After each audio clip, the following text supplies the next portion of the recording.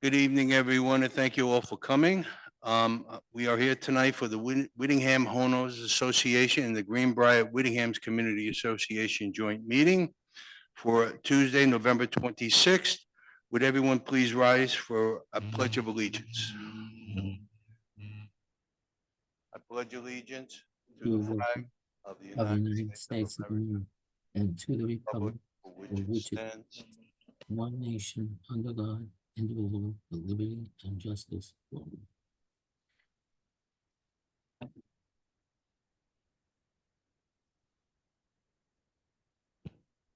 Okay, thank you again. And Matt, can I please have a roll call? Yes, sir. Can everybody hear me okay? You always do. Tom Clark, Here. Jay Respler, Yeah. Bob Brown, Here. Kathy Dodano, Joe Atanasio, Here. Kathy Clark and Gleason, Jeff Simonson. Thank you.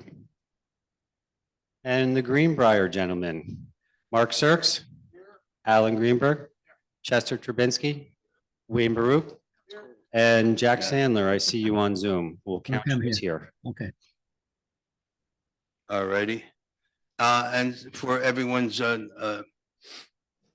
notice and edification, sitting to my right is the Board Attorney, David Byrne, who is here tonight to speak to the matters of St. Peter's contract. We will again call on David later when we reach that item. Item number 4, Matt, do you have anything to report? Yeah, we'll do a little repeat of last week's report, and I'll try and be brief because I know we have a long agenda and you guys probably get tired of hearing me talk. Stanley, you're looking right at me. In Whittingham, we got the roof project going on. We have quite a few done. We're going to keep working as long as we can throughout the month of December here as weather permits. We got about 15 buildings, 16 buildings to do, and we got about 8 or 9 of them done. So we're going to keep pressing on as long as we can and as long as the conditions are good. We're spending a lot of time working with Matt at the restaurant. If you peek in the window, progress is going very well. So we're looking forward to him getting in there because I need somewhere to go to lunch, as I said before. We're also working on bids for next year also, which is coming up quick. You know, the tennis and pickleball courts have been an issue. So we've had a couple contractors out already looking at those. So more to come on that. And as you'll see in the agenda, we have a lot of contracts and things that we've been working on with the board to get ready for next year. So, and happy Thanksgiving, everybody. Matt, thank you. Kristen, do you have anything to report on recreation? Yes, I'll go over what we have going on. This Friday, November 29th at 7 p.m., we have a movie in the ballroom, Captain Phillips. Wednesday, December 4th and December 25th, we have the bus trip to Atlantic City, which you receive $20 slot play, and the cost of the trip is $25 per person. Those are both on sale. On Wednesday, December 18th, we have a health lecture at 1 p.m. in the ballroom. The topic is a guide to financial wellness and safety during the holiday season. There's no charge, but we ask that you sign up with the concierge. Our New Year's Eve party is sold out as of this afternoon, but we will have a waiting list. So if you're interested, get on the waiting list. On January 8th, we have a bus trip to Parks Casino that went on sale this morning and it is filling up. So if you're interested in that, sign up. And Sunday, January 26th at 3 p.m. in the ballroom, we have a James Taylor era tribute show. It'll be incredible music and stories encompassing the best of the 60s, 70s, and 80s. It goes on sale Thursday, December 5th. That's all I have. Ready? Thank you, Kristen. Next item, number 6, is states here the 2025 budget presentation. We're going to move that back towards the end of the business agenda. If you have your agenda sheet in front of you, you'll see it's 2025 budget workshop. It's the presentation workshop, so it'll all be the same item. So let's go to item number 7. You got the GWCA business. Mark, do you have anything to report on this? I see the committee reports are further down, so we don't really have anything. You want to vote on the approval of the minutes, I guess, is the only thing. So you want to call a roll call, Matt? You got it. Mark Sirks, Yes? Alan Greenberg, Yes. Chester Travinsky, Wayne Baruch. Yes. Jack on Zoom. Yes. Thumbs up. All right. Thanks, Yes. Jack.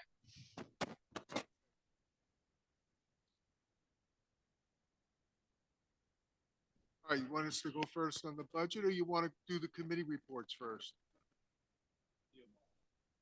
Why don't we, why don't we do the committee reports while the board is sitting up here? All right, so, budget and finance, of course, that's what we're here for. That's the, primary reason for being here. So, anything on the covenants committee happening? Okay. Hello? Covenants.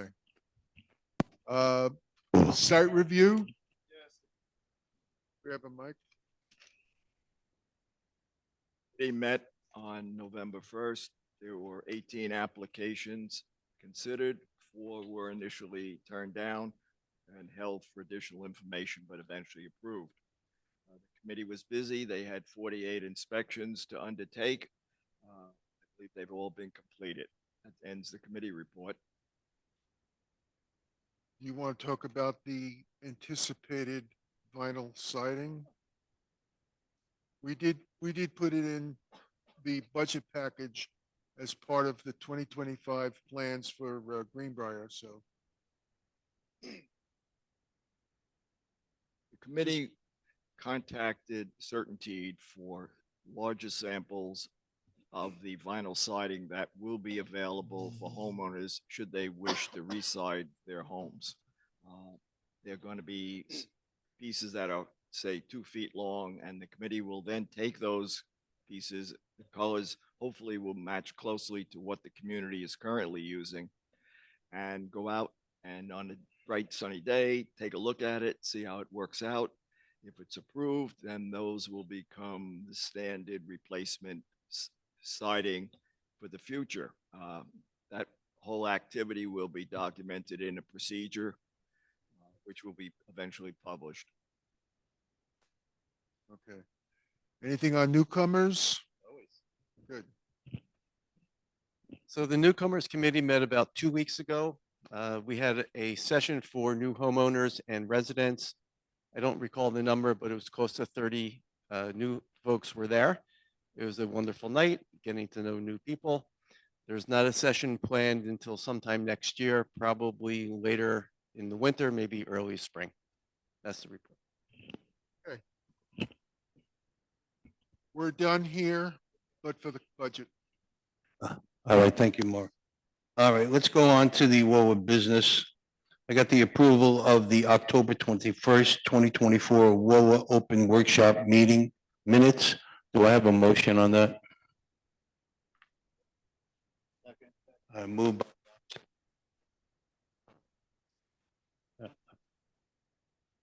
All right. Tom Clark. Jay Ressler. Kathy Dodano. Sorry, Bob, I missed you back there. Bob Brown. Joe Atanasio. Kathy Clark and Gleason. And Jeff Simonson. Thanks. Okay. Approval of the October 29, 2024 joint open.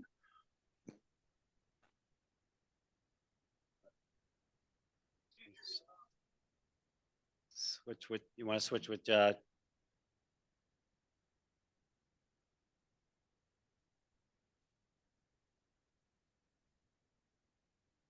Okay, did you get all that? All right, do I have a motion on that? Kathy moves it, second by Jay. Okay, do I have a roll call, Matt? Sure. Tom Clark. Yes. Jay Ressler. Bob Brown. Kathy Dodano. Joe Atanasio. Kathy Clark and Gleason. And Jeff Simonson. Okay. Next item is the 2025 Clubhouse janitorial contract with planned building services for $237,570.78. Does anyone in the public like to give comment on this contract? Okay. You got to come to the Hey, mic. come to the mic. Mike, come to the mic.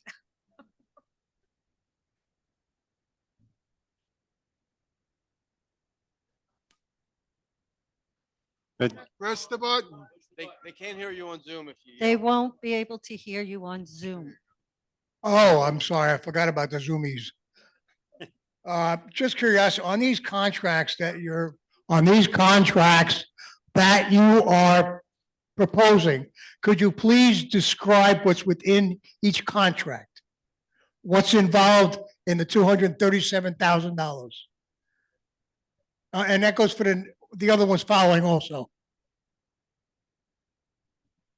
Can you give an explanation to the janitorial contract and what services? we're Absolutely, actually Mike. going for? So that's for all the cleaning and custodial staff we have here. That is not first service.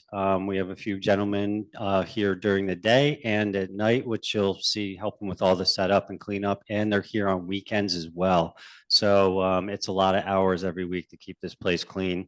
That's what the janitorial contract is for. You good with that, Mike? Okay. I'll go on to the indoor and outdoor pool contract also. That is all the lifeguards for the indoor and outdoor pool throughout the entire year. That includes chemicals, startup, winterization, all the testing, also all the inspections with the health inspector. So that's what's included in that one. And the alarm monitoring contract with Dynamark, that is for the alarm monitors in the condos buildings. Each home has an alarm monitor and it reports to a central station. So that makes up about $16.50 per home per month for the entire year. What else do we got on here? Yeah. Yeah, sure. There were some issues last year with the safety guards. Where they're not responding. They're all sitting in one corner on their cell phones. There's nobody watching anybody in the pool.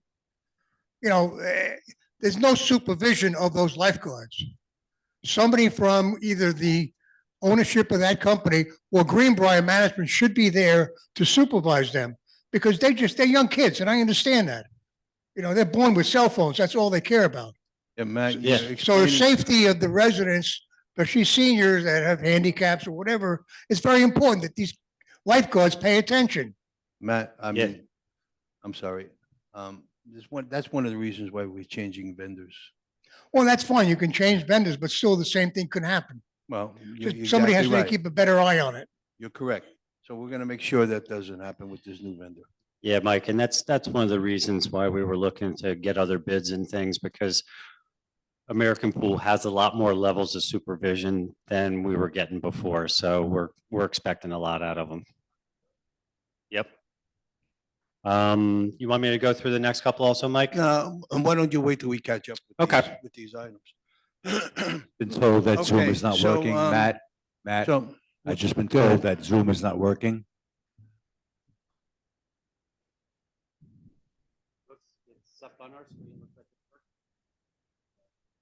all right. Okay, thank you. All right, so, no other further comment on the first contract for the janitorial services. I'll close the public portion. Anyone on the board have any further comment on this contract? No, okay. Seeing no further comment, Matt, can you take a roll call on that, please? Sure, we got a motion and a second up there. Second? All right, Tom Clark, Yes. Jay Wrestler, Bob Brown, Kathy Dodano, Joe Atanasio, Yes. Kathy Clark and Gleason, Yes. and Jeff Simonson. All right, the 2025 indoor and outdoor pool contract with American Pool for $211,463.76. Anyone else in the public want to make comment on this contract? Seeing no one, I will close the public portion. Anyone on the board have comment? All right. Just no- want no- to add from looking at it from a monetary perspective, this contract is in line with what we paid this year, 2024. This would be for 2025. There's a very small increase, very small. So in addition to the fact that, yes, we didn't like the way the other contractor was doing their work, in addition to the fact that there were some services that they were not doing that they should have been doing. And so therefore we looked for another vendor. We found the other vendor. We liked the way they did business better. And also they're not raising the rates, very small increase. Okay, Matt, can I have a roll call, please? Sure. Tom Clark, Yes. Jay Respler, Bob Brown, Kathy Dodano, Joe Atanasio. Yes. Kathy Clark and Gleason, Yes. and Jeff Simonson. Okay, the 2025 alarm monitoring contract for the condos with Dynamark monitoring for $87,402.60. Does anyone in the public have comment on this contract? Seeing no one in the public coming to speak on it, I will close the public portion. Anyone on the board have comment on this contract? Want to comment on this one also? They were holding their price at 2024 rates also. Okay, any other further comment from the board?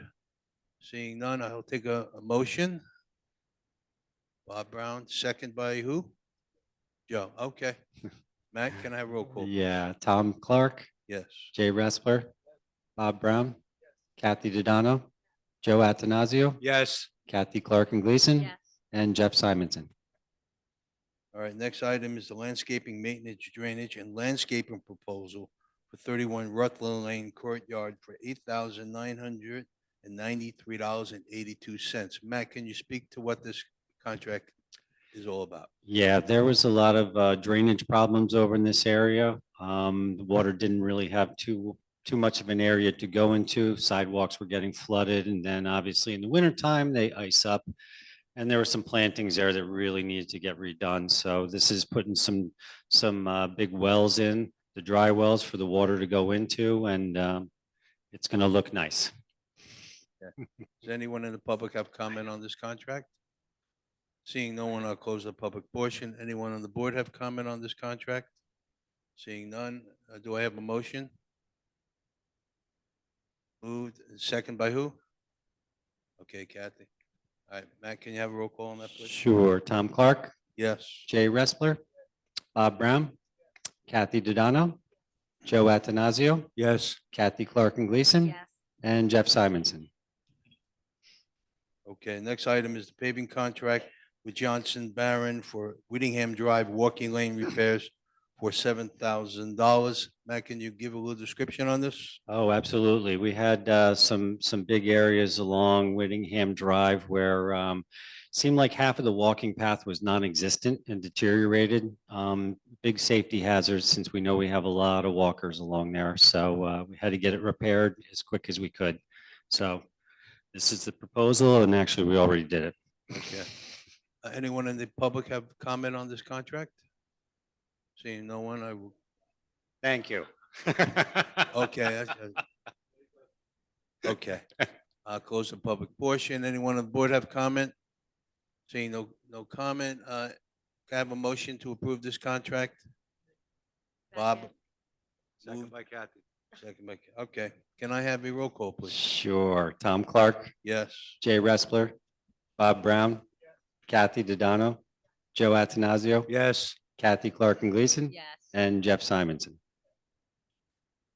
Next item is the 11 Rutland roof replacement contract with Biondo Roofing for $60,110,000.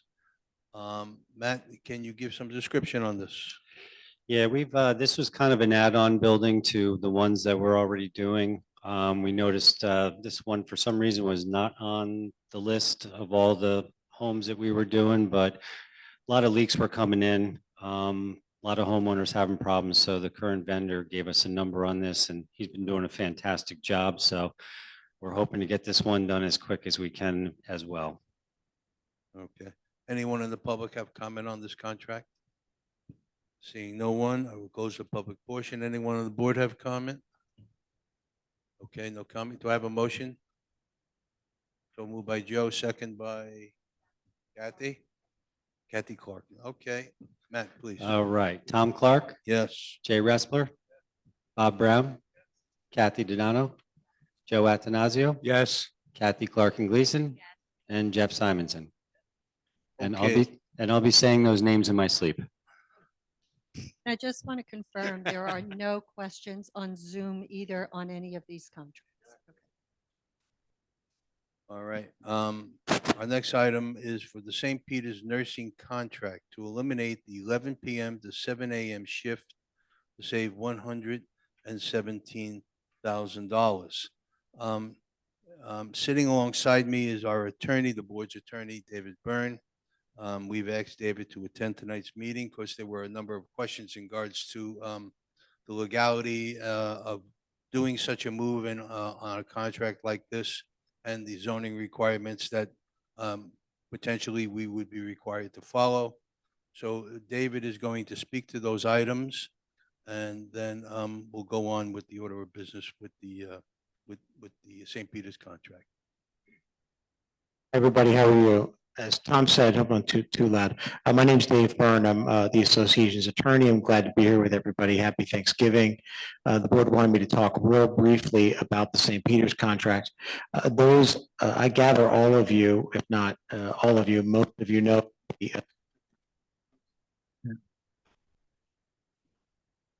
that the association has agreement with St. Peter's with respect to nursing services. And that apparently flowed from local ordinances that relate to your type of community and nursing services. But your current zoning designation allows your community to dispense with those mandatory medical services. The contract with St. Peter's that has been in place allows your community to modify the contract in that regard. And so that is what the board is doing.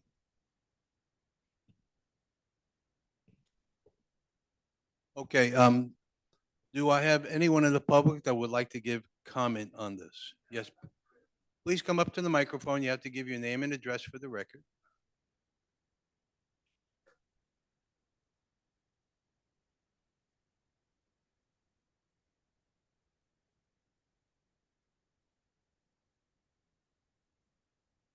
Stanley Gross on Whitehall. For the attorney, what if there's a group of people here who moved in based upon the representation that there would be 24/7 nursing services, and now you're taking it away from them? What recourse would they have? I mean, it's certainly not my role to give owners advice as to what a recourse might be as to the board's decision. All I can say that the board has the right to modify those services and in fact dispense with them altogether because they're not mandatory. So. And you don't think in your law background, this opens up the board to any kind of lawsuits that they have to defend and hire you as an attorney? No, You don't think so? no. Would you put that in writing? That Is no that one, be- that Would no, that be incorporated within the minutes? I'll never, I can't put in writing that no one will ever sue over something like this. All right, 'Cause- let me take it another way. Okay. Let's say we take minutes here. I'd like to have this inserted into the minutes. The question was asked and you answered it as an attorney. Is that okay with you? Whatever the board's protocol is for the minutes no, is no, fine with I'm- me. I'm asking you the question. Yeah, I You're the- don't- You're the attorney. I know, but I don't take direction from owners. If the board wants to incorporate something I've said into minutes, it's the board's province to do that, sure. Tom, the minutes will reflect some kind of compensation? Okay. All right, that'll be fine with me. Thank you. Thank you. Happy Thanksgiving.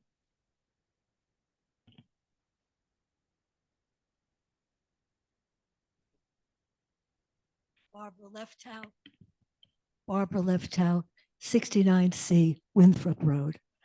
And I read about the board's idea of eliminating the nursing service that starts at 11 o'clock at night until the morning. It so happens that last week I needed the services of the nurse after 11 p.m. I thought about it. I thought about calling an ambulance And I decided the nurse was here. She was close. And I asked her to come to my house. She did.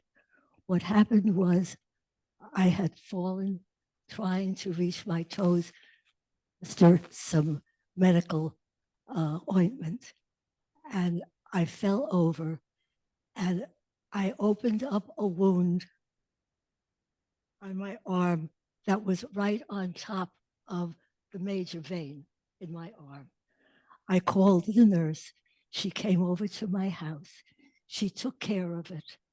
And she told me to see the emergency clinic the next day, which I did. I went to the walk-in clinic the next day. The doctor examined my arm and told me that the nurse did an excellent job. I was thrilled to hear that, but also relieved that I did not have to wait for an ambulance or another service to come by because the nurse was right here on the premises. And I would be very upset, not only for myself, but for other people in the community who live alone and do not have immediate assistance. But the nurse solved my problem. And it would be very unfortunate for a lot of people who live in our community who are getting on in age to be deprived of that service. Thank you. Thank you, Barbara. Hi, Marilyn Silverberg, 12 Phillip Court. I second everything Barbara said.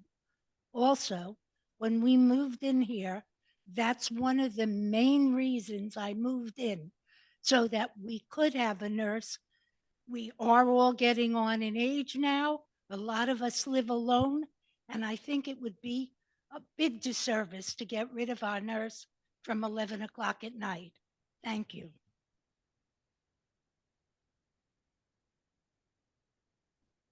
Maria DeLucia, 85A Winthrop. I am really not satisfied with your explanation about zoning. Could you please give me more information as to what the zoning is, and is it age related? I don't know, even by age related, you're zoned in a PRC zone. And the PRC zone is not, the ordinance does not require communities within that zone to have this type of service. Could you please explain what that kind of a zone is? I don't know how the township classifies PR2, PRC, whatever it may be. I don't know that information. All I know is what the classification is. I don't know what goes into the classifications.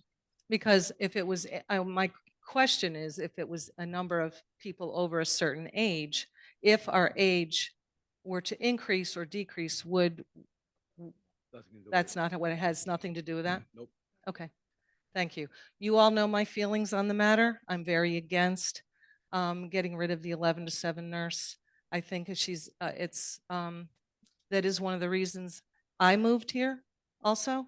I don't need the services, or I haven't needed them yet, but it was always comforting to know that the nurse was here if necessary. So I am absolutely against what you're trying to do. Thank you.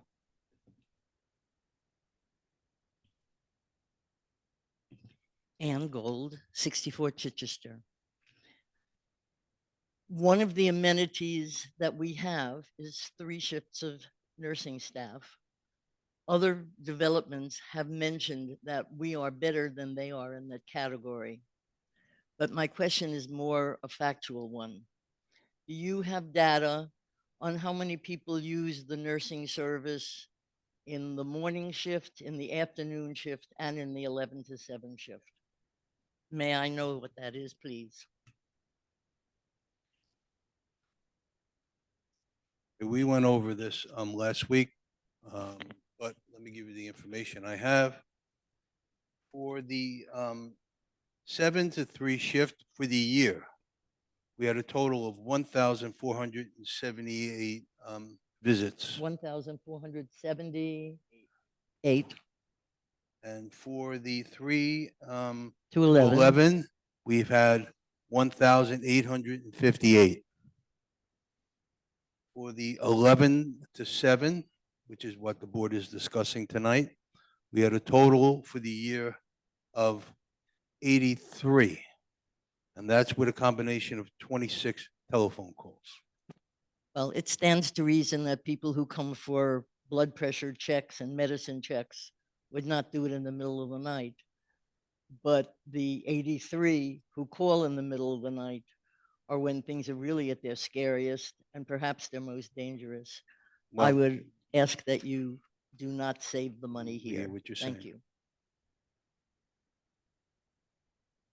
All right, one more comment. Anyone else going to speak on this issue? This, anyone on Zoom with this? It's very Okay, important. come up. Make it brief, please. Well, Maria DeLucia, and one additional thing. This for those of you who haven't figured or the math will be between $5 and $6, I believe, per home per month. Now, for me, that's maybe 2 coffees. I'm absolutely willing to give $5 to $6 a month so that the people who need it will have it. Thank you. Okay, thank you. All right. All right, so there's no one else in the public. I will close the public portion. All right, I'm going to open it up to the board. Matt, do you have a comment there from someone? There's a couple on Zoom, comments and a couple questions, mostly comments. The first one is the Lazars at 37 Ardsley Place. Just wanted to say that they are against doing away with the nursing services at night from 11 to 7.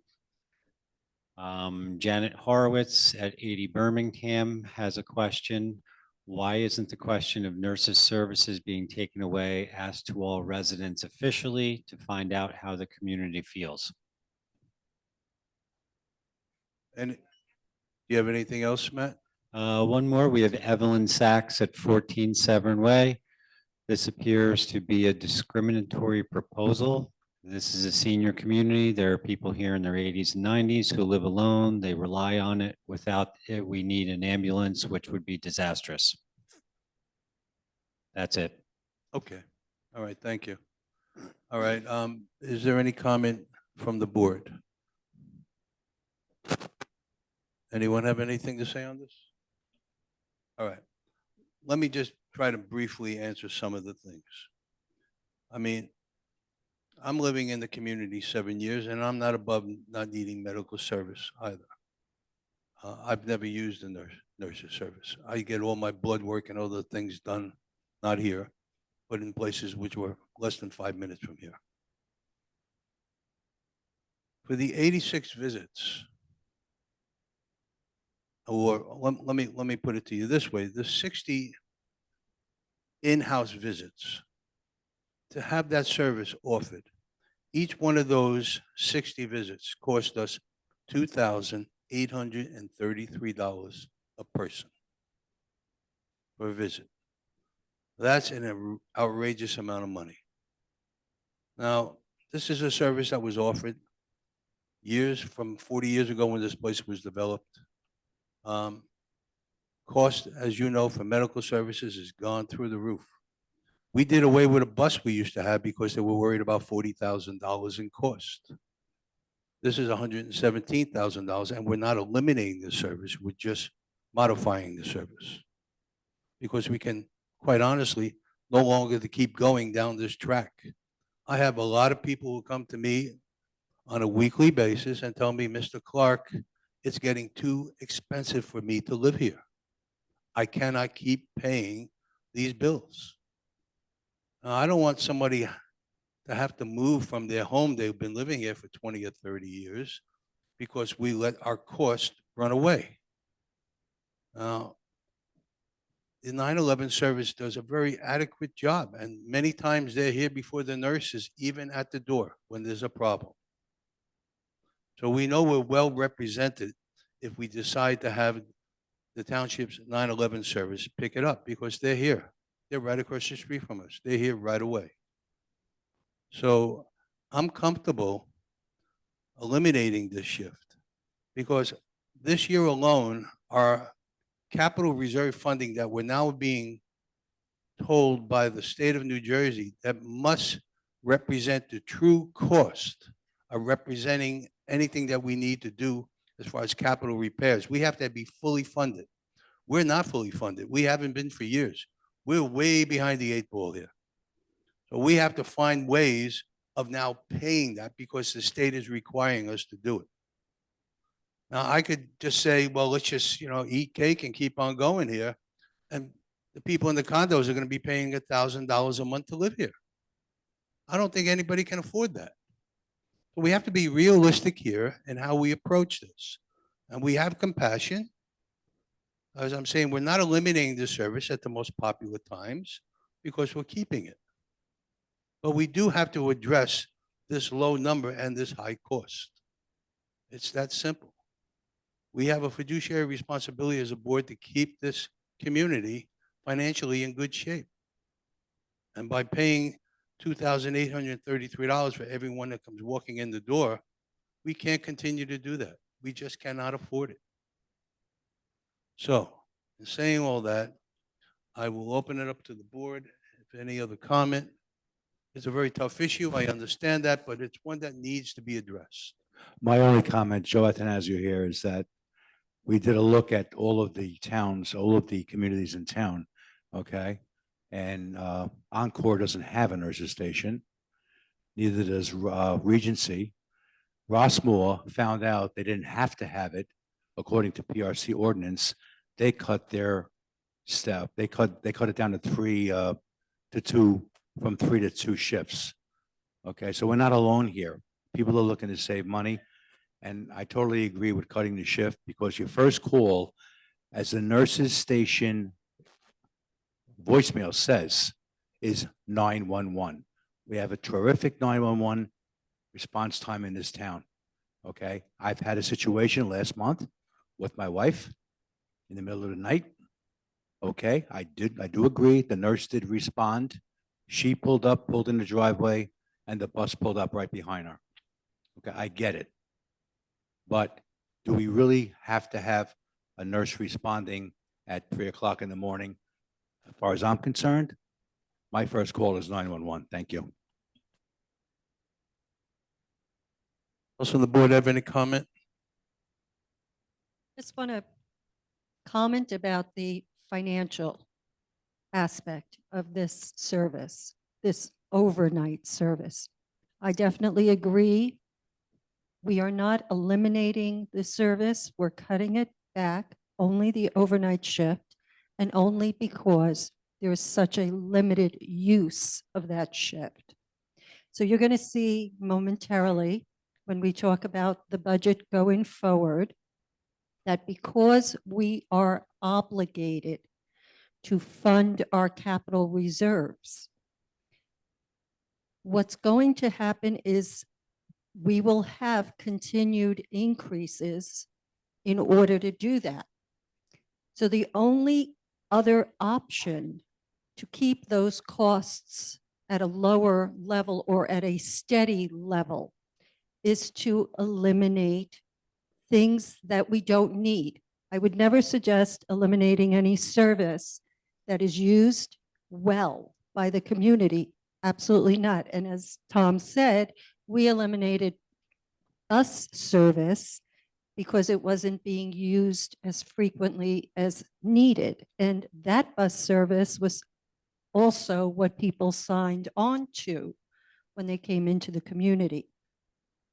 So from a budget perspective, we have to find places where we can save for those things that are not being used as frequently as they should be.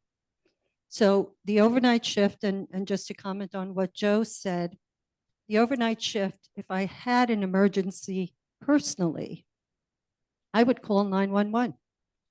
I've never used the nurse. Thank goodness I've never had the need to. But again, my first call would be to 911. I wouldn't even chance. I don't know who the nurse is. I don't know who that individual may be and what their qualifications are.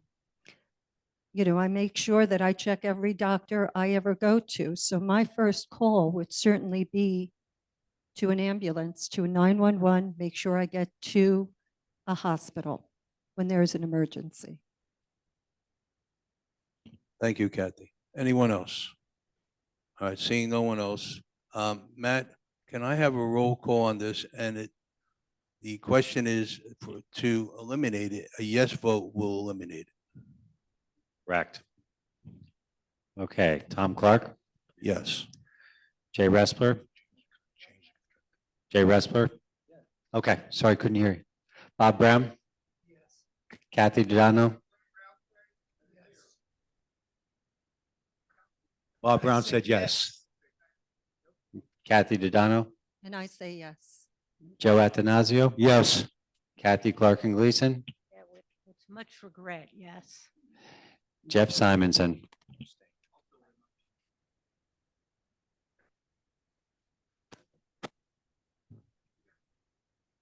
Okay. All right. So then it was a unanimous vote. Okay, let's go on to our next order of business, which is the 2025 budget workshop.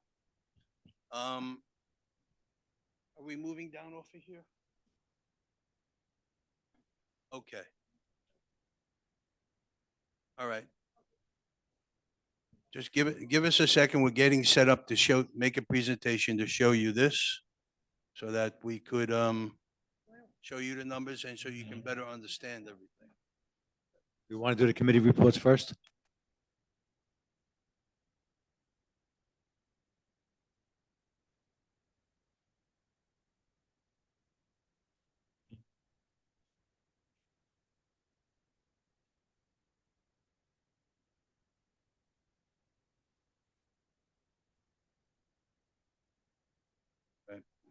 Let's go on with the committee reports. You got budget and finance. Kathy? Talk about that in a minute. All right. Covenants. Do I have a report from covenants? There was no meeting. All right, so nothing to report on that. Site review? Where am I? Oh, all right.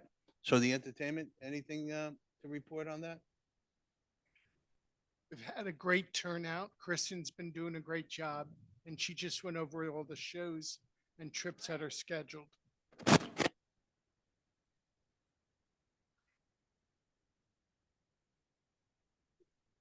Kristen just went over the schedule before that she has planned for shows and trips.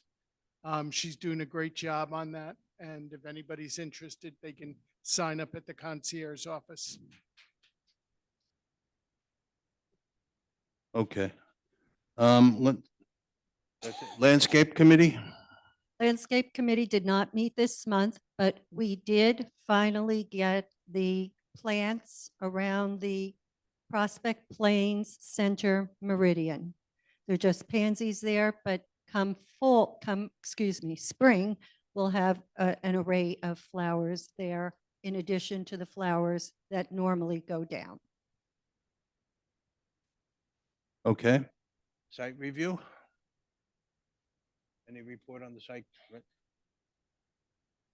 Did not meet since the last meeting. However, the site review committee is going to be looking to the board for guidance on developing charging stations for electric vehicles within the neighborhood. We're going to need to set up a series of standards. This is obviously something that's coming. There were some standards that were created last year, I believe, for people who want to have it installed at their homes.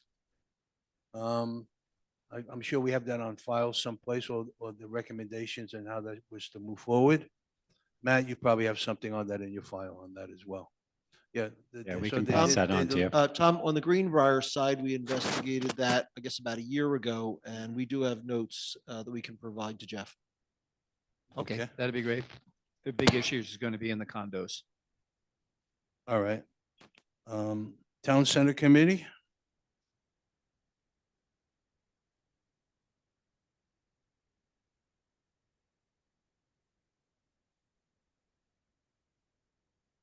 Good evening. The Town Center Committee met on Thursday, November 14th.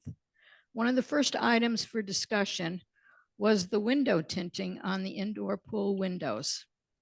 Quotes were out for shades, and also new tint colors have been ordered. Windows still have not been cleaned. The ladies' locker room floor appears dirty. from the previous application of non-slip material over unwashed floor. Now any powder or things that are used in the locker room is just pushed around on the floor by the mops. Another mat is also needed inside the ladies' locker room. A new home for the information board across from the entrance to the upcoming restaurant has been found. There is space to the right of the water fountain with adequate light from the hall as well as the numerous windows there. The new batteries that we tried and that to keep the board in the place it has been burn out quickly and are quite expensive. The new home for the board would eliminate the need to purchase a new one.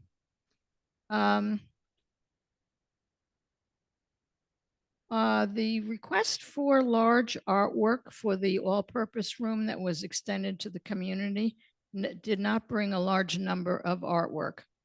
Two of the paintings that were given are to be used. Again, a request for $200 would cover the cost of some permanent decor that would belong to that room. The reserve study results should be available soon. That was a question. The restaurant furniture was discussed, and at last week's workshop meeting, it was announced that it will be stored. It seems some flooring outside the all-purpose room was lifting and a tripping hazard. It was reported to management.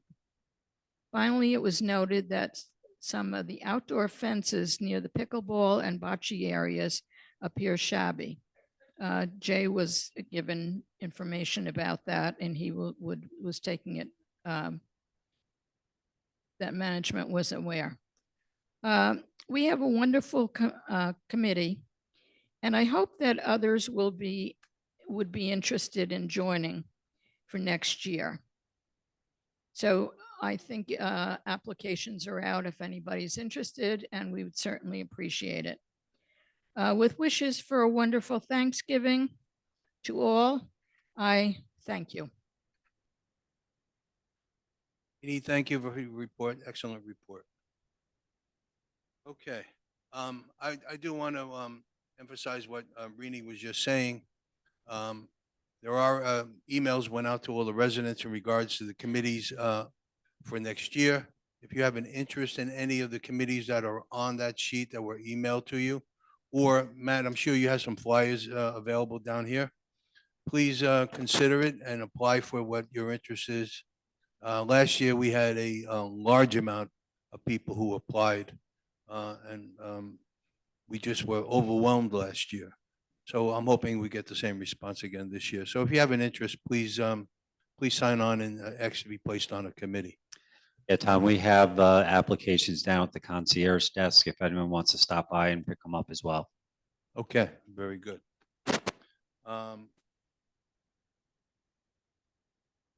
Okay, all right.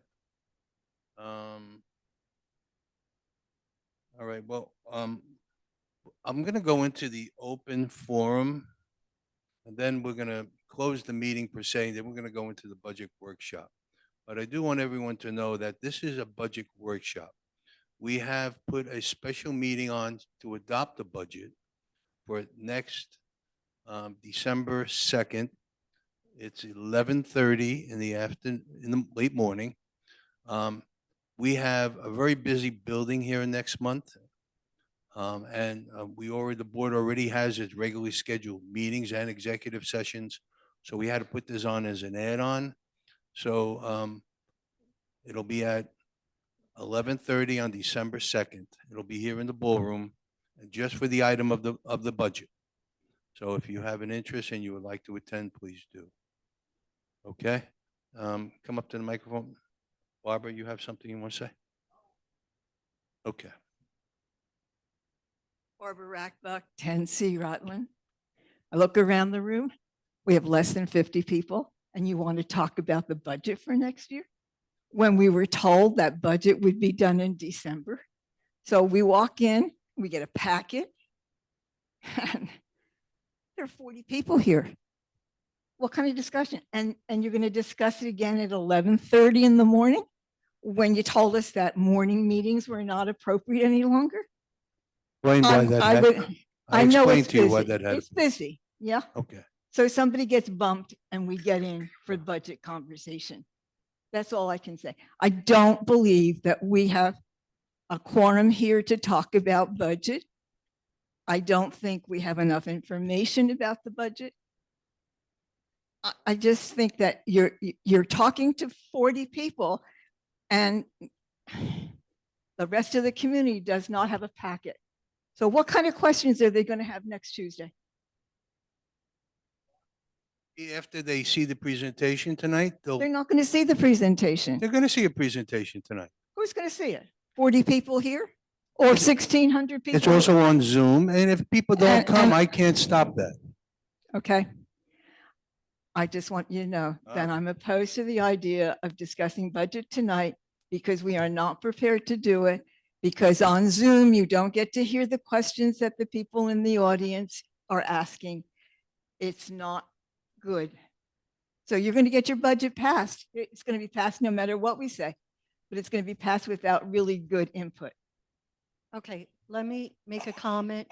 We did email out the agenda for this meeting early on. I think it was at the beginning of last week or the end of last week. No, it came out this week. It went out twice. It went out twice. Okay. In addition to that, there are a number of people on Zoom. Susie, I think you said there were 64 people, 73 people on Zoom. Wow, 100 out of 1,600. Kathy, come on. I get it, Barbara. I understand, know? but we cannot force people to come to the meeting. I No, think they were aware. but you know what? It's Thanksgiving week I know. and there are people that are But away this- already. This happened every year at this time. We're trying. No, to- every year it's in December. It's not in November. No, it was November 30th last year. It was November 22nd. Okay. in I won't argue any 2022. further, but we are now going to be not only the top of the top in the community, it's going to be beyond that. And you know, no matter how much you cut, I'm going to pay $700 a month next year. For what? There's no discussion if we can't sit and talk about it. A presentation on a screen is also- not sufficient. We're going to send out the budget presentation to everyone in the community. When? That will go out tomorrow morning. Is it going to be hand delivered or are you going to send it through the mail, which we are told takes 7 to 10 days? And it's a holiday weekend. We email all this information to. Oh, so if I don't have a computer, therefore it doesn't count. Thank you. Okay, all right. Come on, Mike. Sure. Hey, Matt. Hey, Mike. You mentioned something about the pickleball courts before.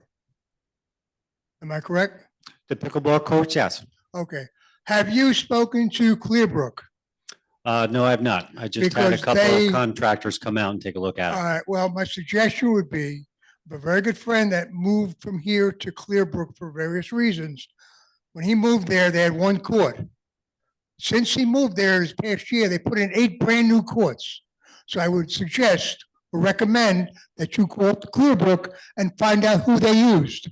Oh, that's an easy one. I'm sure it is. Yeah, we can do that.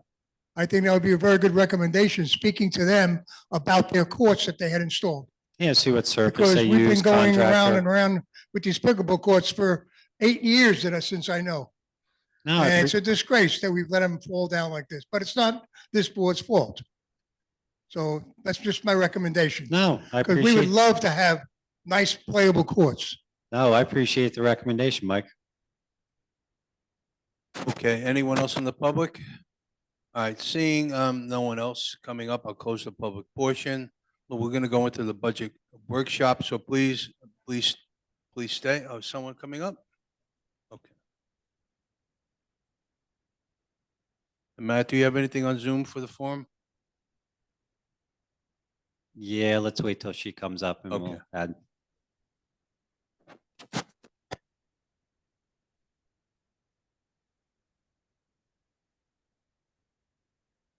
name is Muriel Goldman.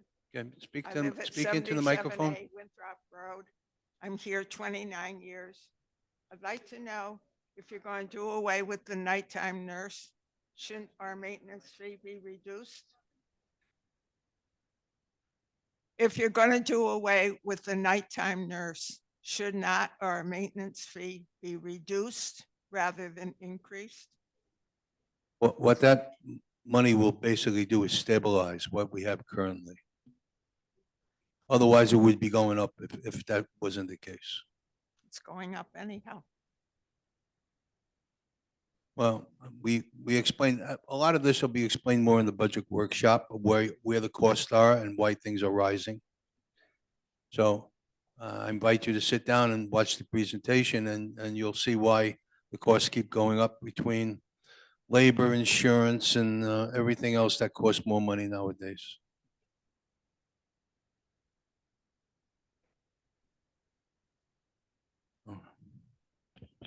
Mark Lindell, 15 Trent Road. I know you haven't spoken about the financial statements, but the last one that's the only one that's on the portal is the August 31st of 24 WOA one, not Greenbriar or Whittingham. Anyway, looking at that particular financial statement, I'm curious to know about the snow reserve. The opening balance for the year was 430,000, a couple bucks of interest income, accruals of 93,000. And then the line that really blows my mind is snow current year expense for snow of $343,000, $346,000. I went on Rutgers' website, and just to confirm, we had 3 4-inch snowstorms the entire year of 2024 so far. Either way, it was 4 inches max. Where do we come about $346,000 of actual snow removal? That's ridiculous. I agree. But if you can find a vendor that is better priced, I would love to hear about them, because apparently snow removal is a very expensive proposition. Then I suggest, as much as we're talking about budget, then your reserves for 2025 are totally inadequate. Of course, and that's what we're going to address. But even what you have on the paperwork that you have right now, it's totally inadequate. Okay, well, look, if I want to speak about snow reserves, right now in our snow reserves, we are underfunded, but we do have discretionary reserves that we can use. They are fungible reserves, fungible dollars, meaning you can use them for any purpose. So if we find ourselves, and let me clarify just budgetarily, every snowstorm above 3 inches, 2.5 inches actually, we're forced to plow the snow with snow plowers and to provide CMA applications, meaning the salt, and make sure that no one falls, no one has any accidents. Each application costs $89,000. Okay, a lot of money. I welcome anyone to provide a vendor to us that is less expensive and reliable and can do a good job. And how much do we get back from the township for doing it ourselves? There is some rebate from the town or reimbursement from the town. It's not entirely one for one. We are keeping track of those. Those are in the budget right now. And we are trying to get a better understanding of what the town will give us for the next year. We have an approximate. And how about the town doing it as part of our taxes rather than us doing it ourselves? You're talking about the town actually performing the services Yes, for and us. let us just do our driveways and not the streets. I don't know if that's a possibility. Well, It's not. We're a private community, and I think it is up to us. Yeah, we're not township roads. We're a private community. We're obligated to do our own. And yes, it is very expensive. And yes, they do a good job. I think for the most part, I don't recall any complaints. We did have 4 incidents last year, which is what amounted to the 340,000. Yes, it is expensive. All I can say is pray for no snow. But our reserves are totally inadequate, even what's in the budget. Well, the reserve, again, we have a snow reserve. Yes, it is inadequate, but we do have discretionary reserves that we can use in the event that this year we get more than one snowstorm. Okay, and also looking at the packet that you gave us on nursing services, it looks like there's a $9,000 increase on the budget from year to year. Does that include the 117,000 service Yes. savings? Yes. Right now, the budget, because I cannot prepare a budget that shows the reduction until we vote on it. So right now, the budget that you see, the information that is provided today, and the information we will go through does include full nursing services. If that service, if we decide to eliminate that service, we did, I can now prepare for the next meeting on Monday, a revised budget. Okay, so it's the $117,000 reduction is not included in this paperwork. That's correct. Okay, thank you. Yes. Okay. All right, so I see no one else speaking in the public. I'm going to close the public portion. Matt, what do you have for us? We just have one comment from Jackie Rain at 6 Wilton Place, and this is for the Town Center Committee. She would suggest a board for residents to post things for sale or free to give away. Just a suggestion. Okay. All righty. All right, so let's give us 5 minutes to get set up for the presentation, and we'll be making the budget presentation. But remember, the final budget will be adopted next week on the 2nd at 11:30 here in the ballroom. Okay, thank you.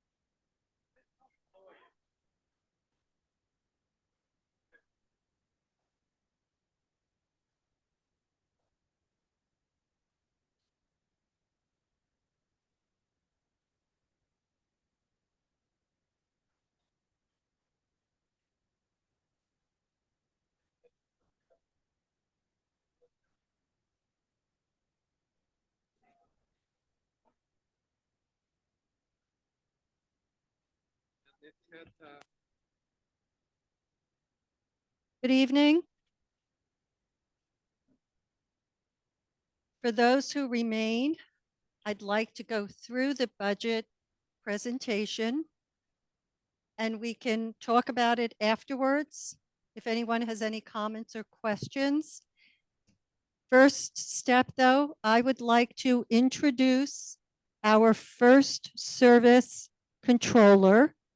Sam Schneider is now the CPA. He will be kind of governing the group. And Emily Begley, who is over at the table. I cannot see her, but I'd like Emily, if you could. No, I'm good. I'm good. I'm better sitting. So I'd like to introduce Emily. If you can please stand and just say hello to everyone. Emily is working with me on this budget, has been on various phone calls with us. She and I work together and basically put the budget together between the two of us. So I'd like to go on to the next slide. This just basically introduces what we're doing. And I'm going to go through this slides rather quickly. I think a lot of this information is well known to the community. There are several associations in our community. There's Whittingham Homeowners Association, or WOA. There's the Whittingham Condo Association.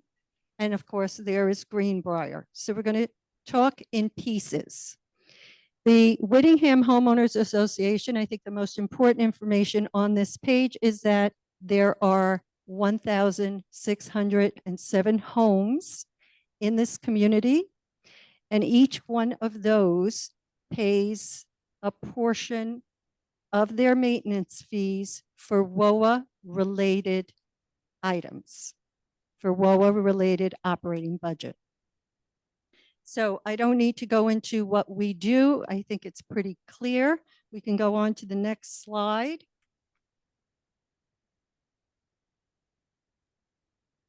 I think Matt is. All right, so this just tells you the projects and improvements to the community that were made in 2024. Yes, I think, would it be better to leave questions until the end? All right. Probably so that I can get through it quickly and you'll have more time that way. All right, so very quickly, we transitioned to a management company. It was a very eventful year.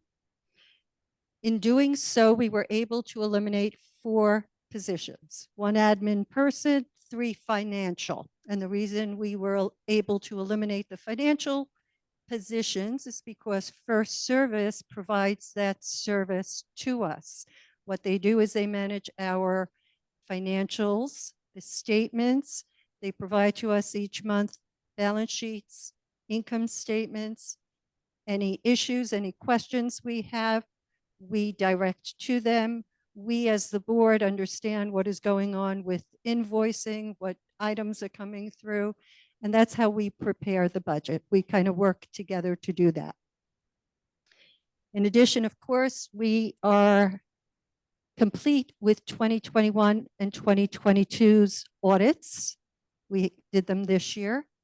2023 is still being worked on, but we're getting close. Should be done before the end of the year. Capital reserve study was completed this year. The other items you can see there, we had the well pump this year. We upgraded, rebuilt the Newcastle entry gate, Prospect Plains gate. We milled and resurfaced Newcastle roadway. We signed the lease for the new restaurant, replaced the ice machine, replaced the stage curtains, as you can see. We replaced the solar diffuser for the pond aerator, and we replaced the HVAC for arts and crafts room, for the arts and crafts room.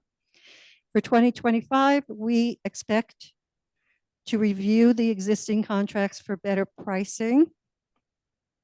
Unfortunately, we're locked into quite a few contracts that were done back in 2021 or 2022, and we're locked in. But for those that we can possibly get out of, that's what we're trying to do. We're going to hold workshops on the benefits of consolidating the boards. We've talked about that before. And we're going to review language in our governing documents because it needs to be reviewed. Some of it is old, antiquated. We need to make it clearer. So moving to the next slide. This is basically the WOA operating budget with the contributions for reserves. Now, I just want to comment on 2024. The budget is the determining factor for setting our maintenance fees. So what you see here, the 2024 budget is what got us to where the maintenance fees are today. The 2025 budget will get us to the next year's maintenance fees. So this is the reason we're comparing 24 budget to 25 budget. Those variances up and down are in fact what causes either an increase or a decrease. So going down to the very bottom, we can talk about these items and I'll go into them a little bit more, kind of from most important to least important in each category. But if you go down to the bottom, there's that monthly maintenance. So we're looking at a $10 increase on the WOA side. So this will affect every homeowner in the community. The $10 is approximately a 4%, 4.1% increase. Again, as Mark had indicated when he came up, that the fact that any savings from the nurse is not built in here. I couldn't do that. I didn't know how the vote would go.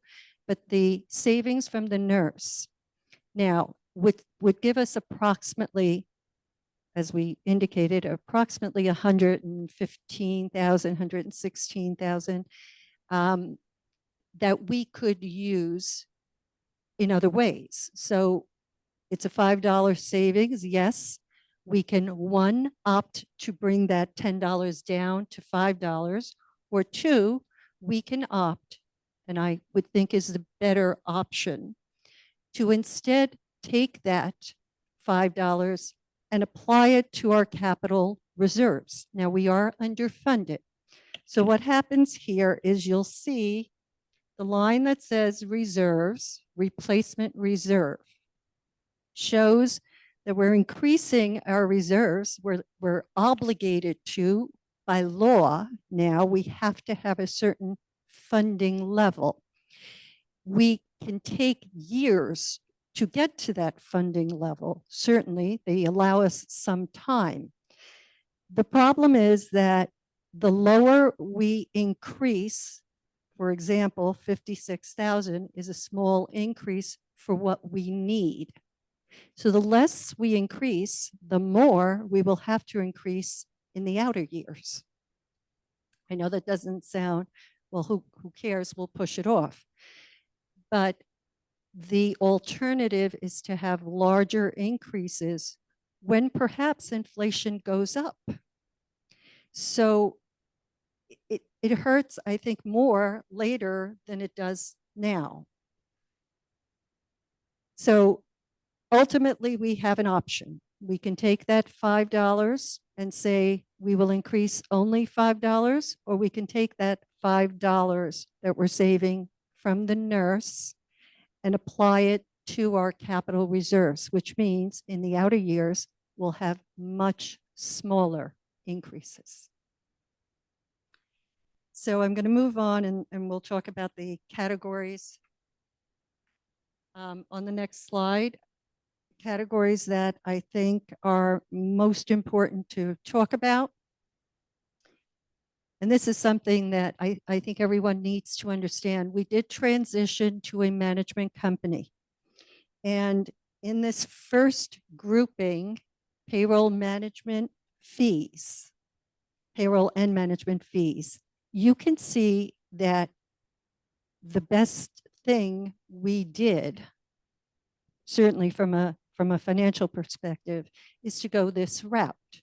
We saved, as I said earlier, we had savings from 4 positions, 3 financial positions, 1 administrative position.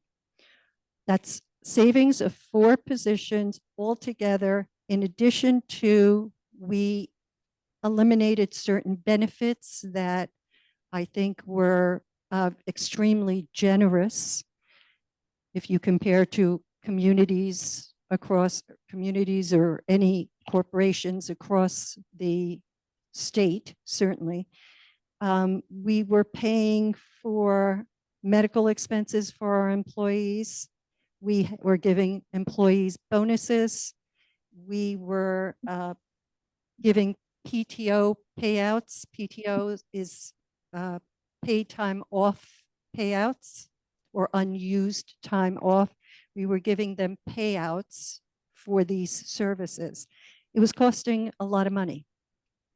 So ultimately, what this is saying is that, yes, if you compare all the salaries that we were paying previously based on our budget in 2024 to what we now need, even with the management fees that we pay for, because of course the management fees allow us to have the financial services and the benefit of having the expertise of this management company that we can pull on. So we can get names of vendors, we can get just services that we didn't have before, we would have to pay a premium for.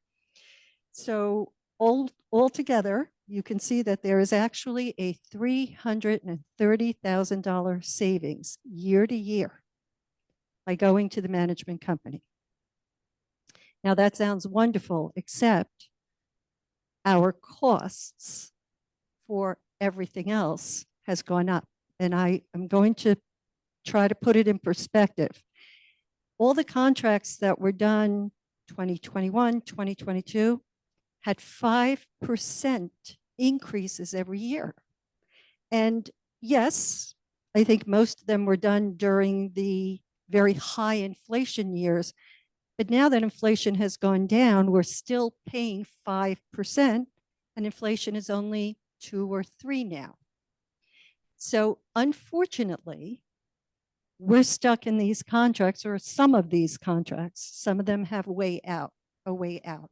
But you'll see that some of these costs are going up from year to year by 5%. 5% for trash collection, 5% for our guard contract, and so on. There are quite a few contracts, and you'll see them kind of scattered throughout this presentation. So going on to the next grouping, we have our general and administrative services, insurance premiums. Nothing we could do about that. We heard about this earlier on. Insurance has gone up 7.75%, and I've built that into this budget. That, unfortunately, not very much we can do about that, but we're fortunate actually that it was only 7.75%. That was probably my biggest concern here. Again, moving on total, I'll just look at the total of the category. Our general and administrative has gone up because of the insurance and because of nursing services would be a increase from year to year. So that goes up 3.3% or 36,000. Moving down to clubhouse. Now, this is a category solar. We have solar panels. Again, we entered into a contract in 2021. It is over 7 years. That contract was never budgeted. I don't know or understand why, but we're now obligated to either pull that money from discretionary funds or to budget it correctly in our operating budget. And I chose to budget it correctly. This is an ongoing cost. There's nothing we can do to avoid it. It is approximately $62,000, but we do get some credits that, and the way solar works, collects energy, sells it back to whoever, JCP&L, and then we get a credit for that. So we're looking at an approximate net cost of about 55,000, was never budgeted. Electricity. The cost of electricity has increased by 19% in kilowatt hours. That's what my increase has been personally at home. But I think there's absolutely no way to avoid it. In addition to that, it seems that consumption is a little bit higher than it has been. So electricity has just gone up dramatically. Again, we're looking to see if there's any credits that we're missing, but we have not been able to find anything. Altogether, the clubhouse is going up by a significant 11%. Moving on to grounds and landscaping, you can see this is a just general grounds maintenance. We overran the budget due to some plantings, just redoing some courtyards and beds in the community, and just overran, not overran, I'm sorry, expect to overrun in 2025. For the most part, total grounds and landscaping, a 6.4% increase.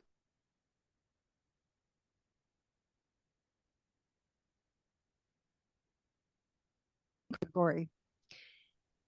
Maintenance costs. The way that maintenance was done previously was all of our maintenance expenses, including maintainers that we have as employees, were taken and for accounting purposes were allocated out to the specific category. So let me see if I can explain this.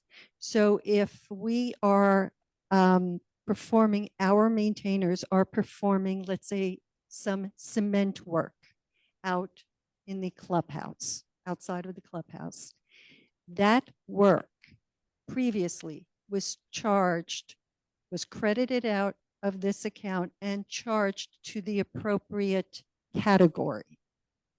And so your category would increase, maintenance would then decrease because you were crediting out the maintenance, you were debiting the category that was the work was being done in. So we're not doing that anymore. I think First Services feels that there's really no gain in showing it that way. It would be wonderful, but it's extensive work to charge back these items. So the categories are deflated. This is inflated. So it looks like 300,000. It looks like it's an increase. It's just that it's the budget. The actual dollars are in the category, are now in the categories. And that's why you have a lot of savings in some of these categories. Security expense. Gate services, we've gone over budget in that area. We are consistently having issues. We anticipate that we will continue to have, this gate services contract. So the 21,000 is for gate services contracts. That's the 5% increase from year to year for our security guards. The gate repairs was the $9,000 increase. And that's just the anticipation. It was under budgeted in 2024. We've overrun that budget in 2024. We expect that in fact that will, and please forget that note that seems to be carried over, that increase of 19% that was carried over from electricity. But the cost of repairing the gates and the number of occasions that we've had have increased. The equipment is aging, and we're looking to see what we can do to replace them. So the total security expenses are going up 31.7 thousand. That's a 5% increase. And contingency expense was in there basically as a 2024 budget item. I balanced the budget that was there just to balance the budget. We don't need that. And at this point, we're not going to use that line regularly like it was used in the past. It was just a budgeting item. It was just trying to balance the budget to make sure if anything was missing. The replacement reserves, this is the area we spoke about briefly. We're looking at a $55,000 increase. That's minimum based on our capital reserve study. In reality, it calls for a $579,000 contribution. Instead, we can, I mean, there were several alternatives to the capital reserve study, but we can slowly increase to the levels that we need rather than being hit immediately with a very large increase. I don't think that's the way to go. We're going to try to kind of move it up slowly so that it doesn't impact us immediately. Again, snow clearing, we do want to increase that a little bit because we want to at least be able to cover 2 to 3 snow incidents for the year, and that will take care of that. And no change on stormwater. That gives us a $70,000 increase in reserves. That's a 10% increase. So moving on to the next page, this all comes together down at the bottom, 2025, as we saw earlier, a $10 increase from 244 to 254. I did supply some CPI information just so everyone can see the increases back in 2019 and prior. So I don't have, I didn't want to put too much information, but from 2016, 2017, 2018, we're very, very low. Unfortunately, now with these high rates that we've had of inflation over the last few years, it has caught up with us. And so you can see, though, on the WOA side, that the cumulative increase from 2019 to 2025 is 25.12%. And CPI up to 2024 is 25.33%. So we're slightly under CPI for WOA, even at $10. Now the $10, again, we talked, and I'm going to mention it again, we had a we have the possibility of adjusting that down $5 or applying that $5 to very much needed capital reserves. And I will opt for the second option, but I'd like to hear any comments on that. If we move on, there is a page on the capital reserve contributions. You can see there 14.7% increase for the 55,000, but then we would have to have 6%, 5%, 5%, 4% for the next 4 years. If we increased that 55,000 increase in contribution, if we made that a little bit higher, took the money that we are saving on the nurse and moved it into our capital reserve, we could then feasibly contribute much less. Say 3%, 3.5%, 3.5%, 3.5%, 3.5%. So that's something to think about. The next slide is the condo association, and I just wanted to lay out 413 homes for Whittingham condo. There are 213 townhomes, 136 manor homes, and 64 single-family homes. Each grouping, each of these homes has a different calculation for the maintenance fees. And it is based on the square footage of the home, or the average square footage of each of the homes, which is why the townhomes pay a little bit more in maintenance. Manor homes pay a little bit less, and single-family homes pay the least. It's all based on square footage. Going on to the next page. The rest of that you can read through at your leisure. The completed projects, we spoke about the audits, the capital reserve study. I will mention we had the phase 2 roof replacement, which began late September for 18 sets of townhomes. That's 58 individual homes, and 3 manor buildings. That's 24 individual homes. That's a total of 82 homes are expected to be completed, hopefully this year, if the weather holds out, or it'll end up as soon as the weather permits us to, we will complete those homes.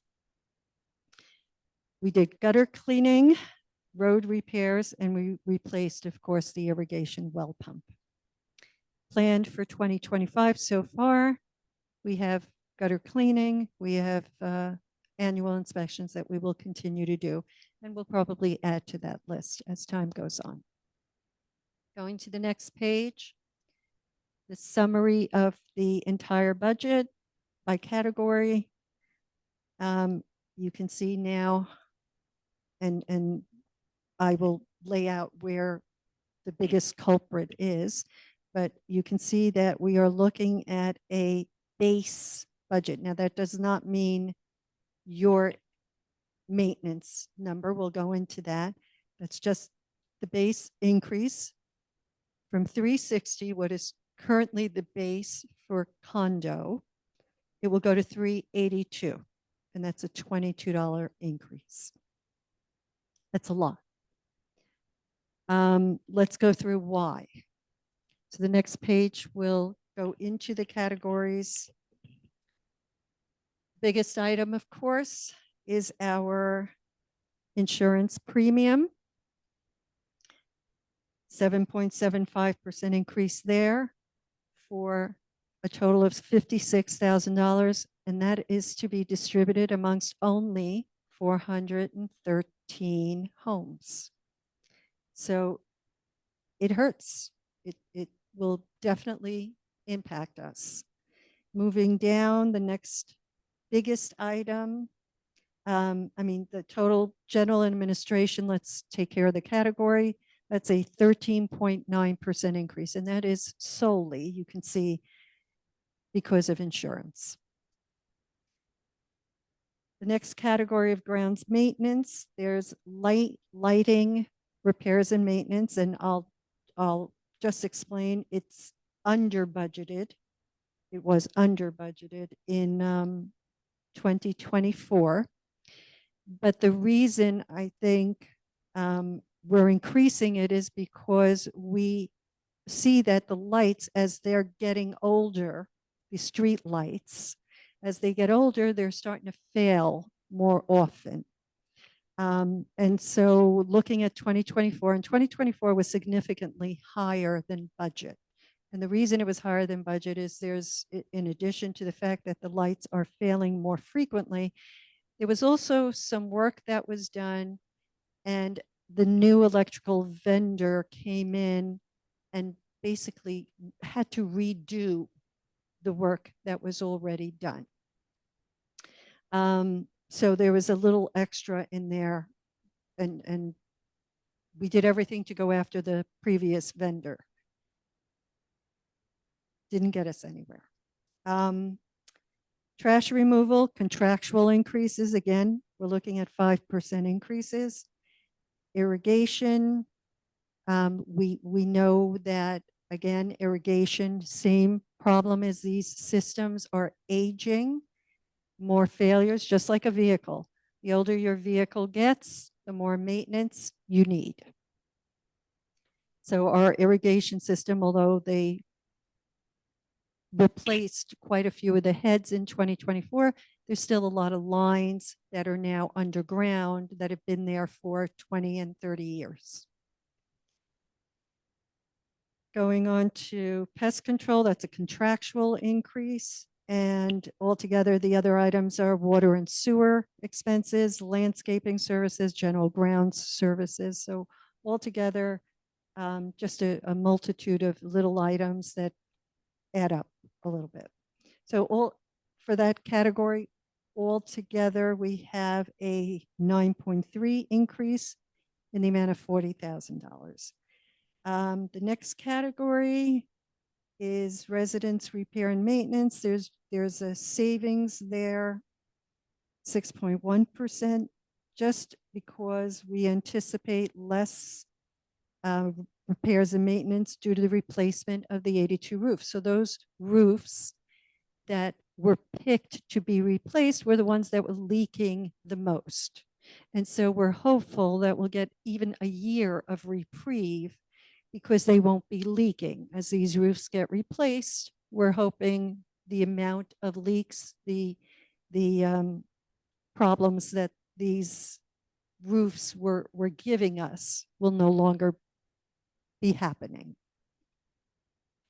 And then moving on, of course, to reserves, we're looking at a $38,000 increase. Again, the minimum increase that I think we could bear at this point, and we can see that in a couple of pages. That's a 5.2% increase of $38,537. So moving on to the next page, we have the monthly assessments, again from 2019 to 2025.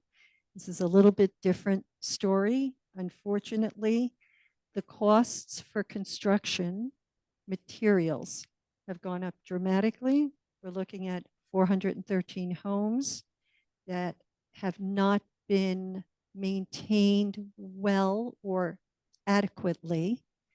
And so unfortunately, although we can say with some gratitude that yes, we're lower than last year and the year before, these kinds of increases are, I mean, hopefully not this high, but we're going to see these kinds of increases for condo as we go forward.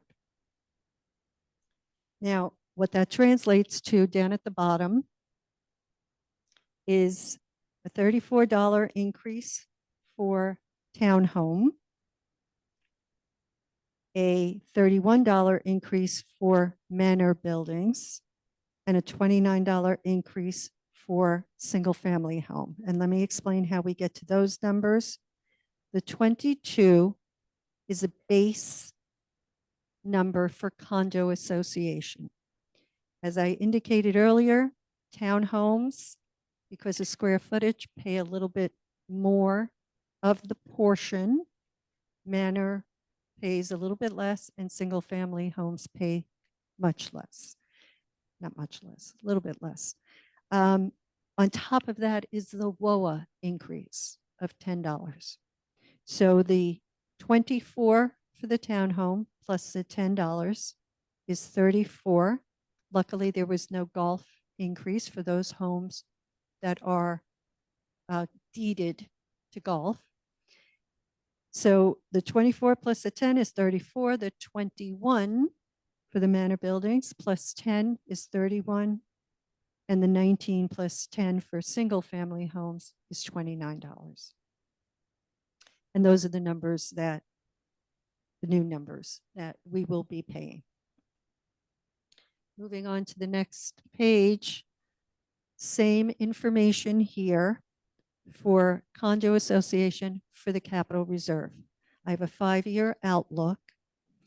I am looking at, and this is a minimum increase, in order to be able to fund the necessary work that has to be done on the 413 homes. So we have siding coming up, we have fencing coming up, and we continue or want to continue to do roofs every 2 years until they're all done.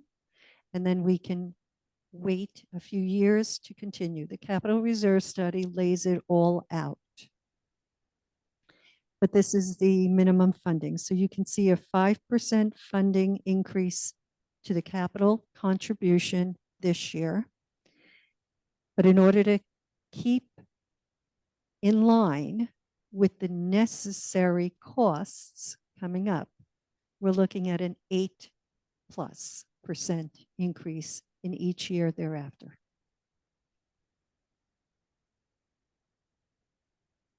Not a pretty picture. And now I'm going to turn it over to Greenbriar, to Mark, and he will talk about the Greenbriar budget. No, I'm fine. Nobody has to see me. They see too much of me. I'm the man behind the curtain, like the Wizard of Oz. Let me just say one thing. This presentation and all of these numbers, all of these analyses, because not only do you have numbers and budgets. Oh, that's the one that. Yeah. Hello? All of these numbers that you see presented, which are budget numbers, they're actual numbers, there's variances, and there's analyses. When you see a comparison year to year to year, how much it's gone up and down, this is analyses. All of this was done by Kathy. She prepared all of it, not only for the, she's done a superb job, and she's on top of it and understands all of these numbers. Now, the other thing I want to say is we have an extraordinary budget committee who works not only with the Greenbriar folks, but also with WOA and Whittingham. And Stan Gross is the chairperson of that committee, and he does a spectacular job. And he's got a really good staff of folks, really an impressive group of people who really understand the numbers behind the numbers. We're very fortunate to have a group of talented people like that. And I hope that continues on into time, that folks with these skill sets, these financial skill sets, are willing to step up and be of assistance. So having said that, we're looking at, you're on that same slide? Yeah. Okay, so of course, Greenbriar is made up of 1,194 homes. All of our homes pay the exact same amount, and the budget is the same for all. It's a lot less complicated budget because the portfolio of responsibilities that the GWCA has is a great deal smaller. You can see from here the kinds of things we're responsible for is landscaping. CMA is the term to describe the chemical materials that are put down, what we used to call salt, where we say we salt the ground to melt the ice. Nowadays it's CMA, which is a chemical form of the salt that's supposed to be better for the environment or whatever. I don't know why. I don't know why we don't use ordinary salt, but that's what we use. Of course, we're responsible for road repairs, some lighting, trash removal, fences, gazebos, berms, things of that nature fall within our area of responsibility. We have the similar expenses on the expense side. We have insurance and legal and audit and postage and printing. In that regard, I made this pitch last time I had a microphone in front of me in this meeting, and I'm going to make it again. We really need members of our community, the residents of our community, to step up and participate in a form of maintenance payment that does not involve licking a stamp and an envelope. There are many avenues for how you can be paying your monthly fees. If you're uncomfortable with Click Pay, which is the system that First Services brought to us, it's not unlike PayPal or Venmo or any of the others. Your bank can set up something where automatically they'll issue a draft every month. Alternatively, we will provide at enormous expense to us, all of us, coupon books in January, and you'll be tearing out a coupon, sending it in an envelope off to Florida, and you will have to get it there by the due date, which means you may have to mail it earlier in the month, because the late fees will be applied without regard to when you mailed it. The late fees will be applied based on when it was received at the lockbox in Florida. We really need folks to take advantage of the technology we have for paying bills. Okay, my sales pitch is over. So this year we did a lot. We finished up the big paving project. Jack Sandler has spearheaded this. I think it started maybe before I got on the board, but certainly when I was on the board, we were already into paving. It was a 10-year, maybe 10 to 12-year program, and we completed it finally this year. The roads look spectacular, and they're what now in good shape. We will continue to maintain them, which is in the form of crack repair that we do annually, and that will continue on. We also last year replaced all of the street signs, so now they're nice and clean and shiny and reflective, and that's been done. So at this moment in time, there are not a lot of capital expenditures that we anticipate coming up. Having said that, we do need to replenish our capital reserves, and we'll be talking about how that impacts the budget.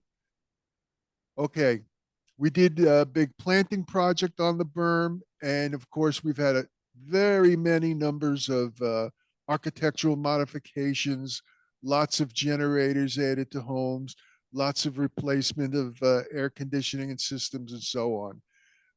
In 2025, we're going to continue doing that road repair. Chester mentioned that we're going to be formulating a vinyl siding replacement policy. It's become apparent that some residents are going to be starting to consider replacing their vinyl siding. It's no obligation to do so, but if someone wishes to upgrade, update, we will have a program in place where they can identify just what the requirements are of the community. We have some gazebos that are going to be repaired and painted in the community, including one that is on Greenbriar property. Okay, getting into the numbers. This year, maintenance assessments will be required to the tune of $1.3 million. And you can see from the slide where that is going to be spent and where the money is going to be going. Some of the bigger items associated with that are contractual ones, just like Whittingham and WOA have. Stan Gross prepared for me a brief report highlighting the major swings and the reasons for them. And I'm grateful for that. It makes it easier, and I can provide you with a more cogent explanation of what's involved. So landscaping is going up $25,000, which is via contract. One of the biggest things we have is the replacement reserve. We do have to start increasing our reserves based on the new legal requirements for reserves. And the fact that we've drawn down so heavily on our reserves in the past few years. So we do have a bump up in the amount of dollars going into reserves. Additionally, we have discretionary reserves. Kathy spoke about the discretionary reserves that they have issues that they're facing. And she described the fact that these are fungible reserves that could be used for whatever purpose it comes up and is necessary. We've had issues where a number of trees had to be felled, other unexpected sorts of things that come up, and that's what the discretionary reserves are for. The primary source of income for those has always been the turnover of homes. The fees that we get at the closings of properties go into those discretionary reserves, but the turnover fees have been insufficient in order to provide enough funds. So we will be supplementing them out of maintenance fees that we get from the residents. Additionally, we had CMA applications, the salting that I was talking to you about, are quite expensive. What did we say? It was $22,000 an application for CMA. These are for your driveways and your walkways from your house door out to your driveway. There is no good alternative to this. Even if we weren't a senior community of people with mobility problems, we would have to be putting this stuff down. But it's even more evident that we cannot be stingy about using CMA to maintain our property. And if we fail to do so, we certainly would be liable if somebody were to fall for lack of proper ice control. So that's an expense. The other thing is insurance went up $10,000. It's actually a good deal less than what I would have expected.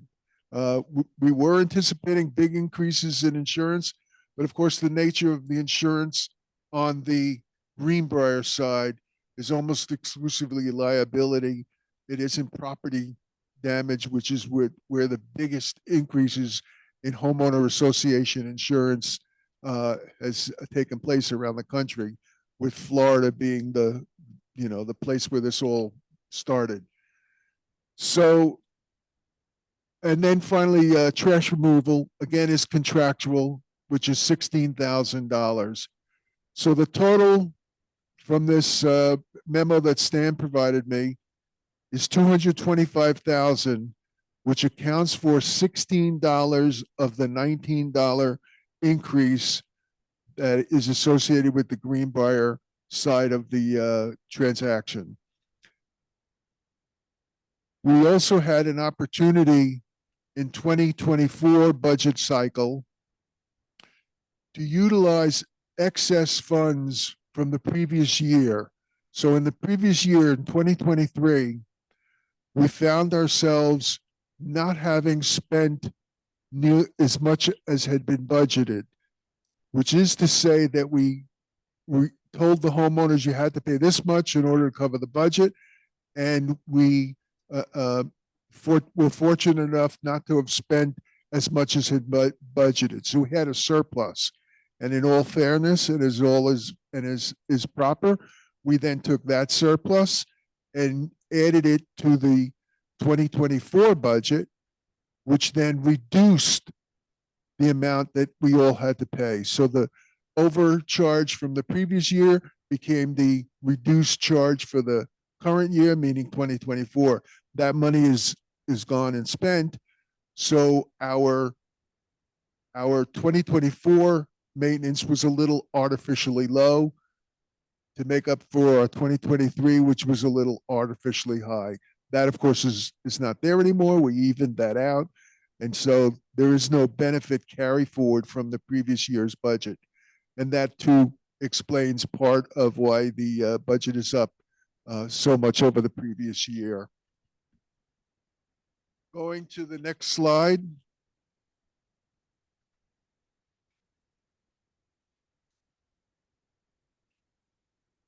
Well, this kind of discusses the items that we've been talking about.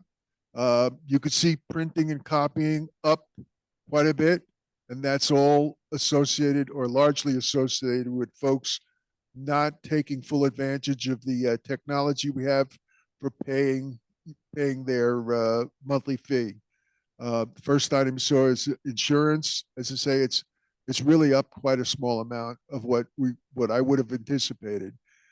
Down below, you see the CMA and the landscaping contractual increase, the trash removal contractual increase, and we had also a contingency expense. As Kathy described before, it was a number that was there artificially to assist in the bookkeeping process of the budget, the creation of the budget, and we're not utilizing that again. Down on the bottom is our reserves. We're going to be increasing it by 103,000 this year. And then I talked also about the discretionary reserve. If you notice in 2024, we didn't have any funds to put in there, but those reserves are now low. And the folks with the sharp pencils in our budget committee determined that we're underfunded there, and therefore that's part of the increase that we're having this year. If you look to the next slide, that's the one. You know, as I look at this slide, I'm reminded of the years that I sat on this board where we were really very fortunate to do this at a zero increase, a zero increase, a zero increase. We were really very fortunate. And I'd like to say it was because we were all brilliant at what we did. But the fact of the matter is that inflation was low. We were able to control our expenditures. I know during much of this period, Arnie Ryback was president, and he stressed, as did Jack after him, that we really had to squeeze this down as best we could. But over time, that wasn't feasible to continue. And so you see, we did go up very small amounts until this year, where we've gone up about 26%, as I've explained in detail why that has been. And so a person living in Greenbriar this year will be paying $379 as opposed to $350.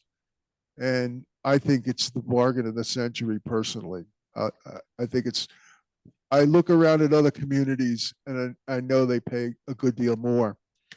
The last slide has to do with our capital reserves that I talked about before. You could see that in 2024, we put in 128,000. We've now had to bump it to 232,000. Now that wasn't a surprise because that is what the reserve study told us was going to be. The reserve study said to us, in 2025, you're going to have to put in 232, 261. And we knew that number a couple, 3 years ago when the study was done.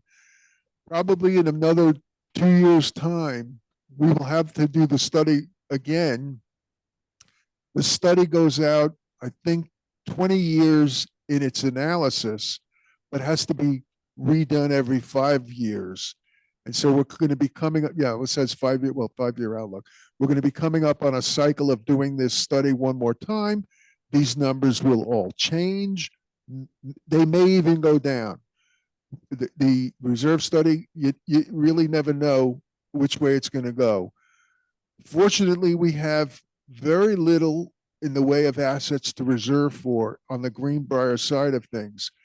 And the fact that we have little assets, we are able to predict the requirements with greater precision. So we will once again have a study, and we may find out that we're right on, or we may have to increase, or we may be able to back off a little. But that's a fact of homeowner association life, that you need to put away money for the future capital projects that we have. I don't have anything further. Again, thank you, Stan, and your committee. You guys are great. I'm always uplifted when I attend those meetings to see the kind of talent and understanding that you guys bring to bear. And Kathy did an amazing job with the budget numbers and the presentation of the budget numbers. So with that, are we ready to just say goodnight to everybody, Tom? We kept it under 2 hours. Does anyone have any comments? Any concerns? So we're gonna vote on this on the 1st. Is that it? We're gonna vote in the budget, 2nd of December.